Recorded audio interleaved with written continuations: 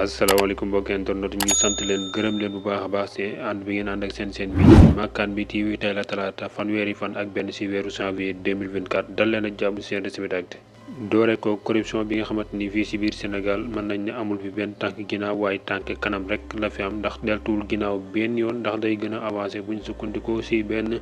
enquête boo xamante ni OFNAC def na ko. waaye waa OFNAC googee nag jox nañ leen ay moyens yoo xamante ni daal nuñ mën a xeexee ab ger fi nga xamante ni moo ci biir réew mi.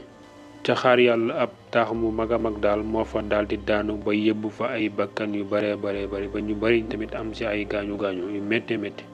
commission d'enquête parlementaire bu sàgganul tey jii lay commencé fi nga xamante ni moo di sa assemblée nationale waaye ñu xam wàllum yoon dëgg daal nee nañu waa assemblée nationale mënuñu dara ci cette saas yi nga xamante ni ñoo nekk foofu sa conseil constitutionnel.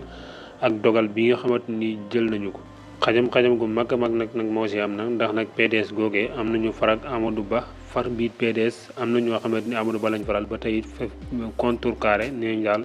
loolee waruñ ko yëbb fi nga xamante ni moo di assemblée nationale waaye ñi nga xamante ni ñoo la yëbb assemblée nationale di seet siise def nañu li nga xamante ni moo di ab plainte foofu sa kanam procureur.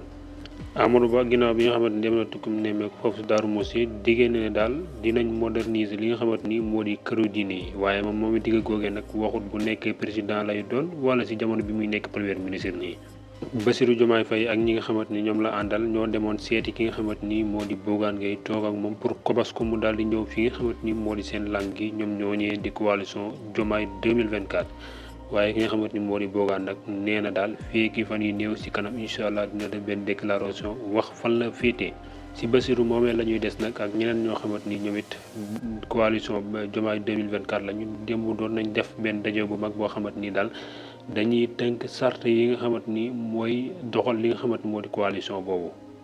Bassirou Diomaye Faye moomee ba léegi sax ak temps d'antenne bi nga xamante ni war na ko am foofu sa RTS ñiy laaj ndax Bassirou Diomaye day génn wala déet Aïssata Tall Sall ne na ay avocat bind yóbbu ko ci kanamu yoon ba xam ndax dinañ ko may liberté provisoire